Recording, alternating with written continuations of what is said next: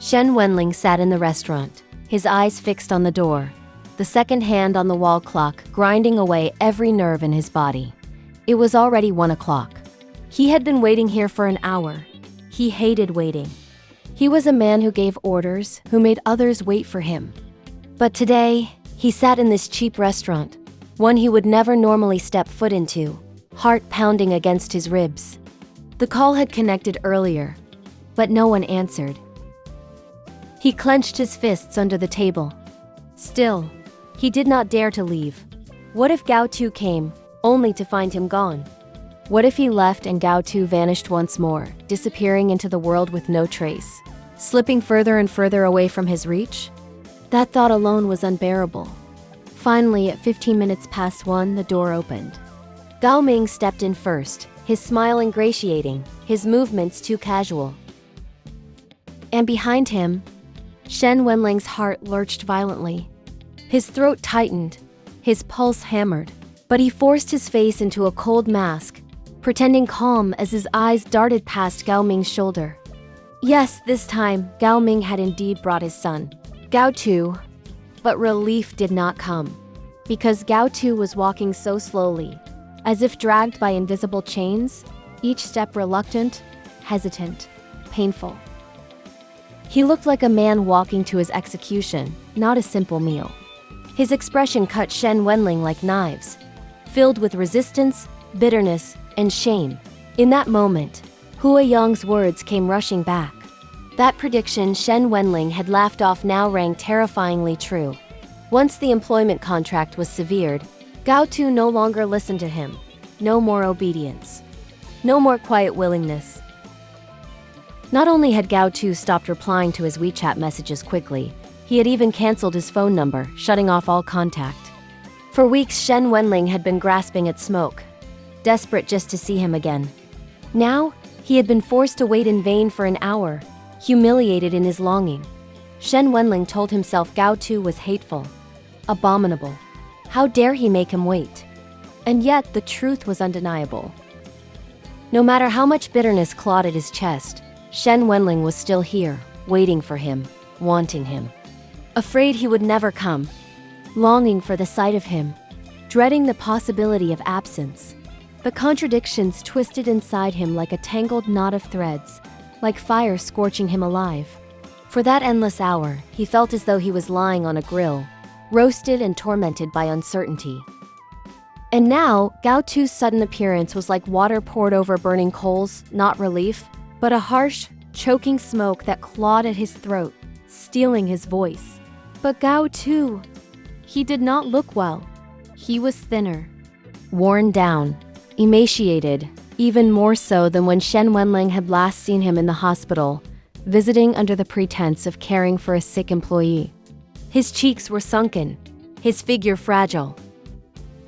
And today, he wore no glasses, exposing a pair of bright eyes that used to be hidden behind lenses. Without that shield, those eyes looked far too exposed, vulnerable, and raw. He moved like a frightened rabbit, cornered and trembling, humiliation and panic etched onto his face. And Shen Wenlang knew, with a sharp pang, that Gao Tu had no intention of returning to him. The bitterness swallowed him whole. His cold mask grew uglier, more twisted, his insides curdled by dread. For some strange reason, he glanced down at his own clothes wrinkled from hours of travel, cuffs faintly stained from brushing greasy tables. He straightened them nervously. It was ridiculous. Here he was, the powerful alpha, anxious as if sitting in front of an interviewer, as if the boy who once served under him was the one holding all the power. Even in the suffocating uncertainty, a shameful truth lingered. Shen Wenlang was glad to see him.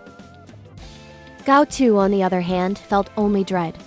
His chest was heavy, his stomach cramped, his every step dragging him closer to a fate he wished he could avoid forever.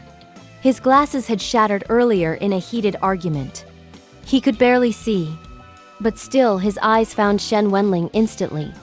That alpha, always so striking, sat in this humble restaurant, out of place, like a pearl glowing among plain stones. And Gao Tu's heart twisted. He did not want to face this. Yet he knew there was no escape. Every road in this world could eventually lead somewhere. Except the one road leading into Shen Wenlang's heart. That path was blocked forever. His steps faltered, but finally he reached the table. "Boss Shen," Gao Ming said with a sycophantic smile. "Sorry, this kid had something to deal with, so we were delayed." "Really?" Shen Wenlang's voice was cold, his gaze sharp and unyielding as he studied Gao Tu's face. But Gao Tu only lowered his eyes, lips pressed tightly together, refusing to speak, refusing even to look at him. "Yes, really, I'm sorry." Gao Ming hurried to cover. He could read Shen Wenlang's patience.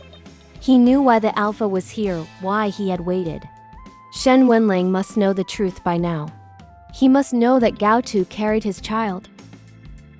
Why else would he come, waiting humbly in a place like this? So Gao Ming said it, his tone firm, decisive, cutting through the air like a blade. "Boss Shen, Gao Tu is pregnant. The baby. It's yours." The words thundered in Gao Tu's ears. His body stiffened, his heart skipped, his mind blank. He had known this confrontation was inevitable, yet hearing it aloud was like waking in a nightmare. He raised his head instinctively, eyes darting to Shen Wenlang's face. But Shen Wenlang's expression remained cold, calm, unreadable. Not a flicker of shock, not a trace of softness. He sat there as if the revelation that his former subordinate carried his child was nothing more than a trivial matter. And that calmness hurt more than anger could ever have. Gao Tu had dreamed of this moment once. When he was younger, when his heart still burned with foolish hope, he imagined bringing Shen Wenlang here to this restaurant from his youth, sharing a simple meal, side by side as equals, as friends. Today, half that dream had come true. Shen Wenlang was here, in this restaurant. But his expression was colder than ice, filled with suspicion, distrust, and contempt. Then, Gao Ming's next words drove a knife straight through Gao Tu's chest. "If you want us to get rid of the baby, you'll have to pay 10 million, not a cent less." Gao Tu's throat constricted. His eyes burned hot.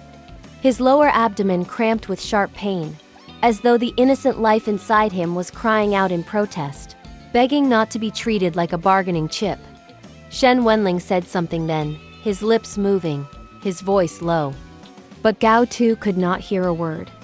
His body was buzzing, his blood rushing to his head, roaring like trucks speeding down a highway.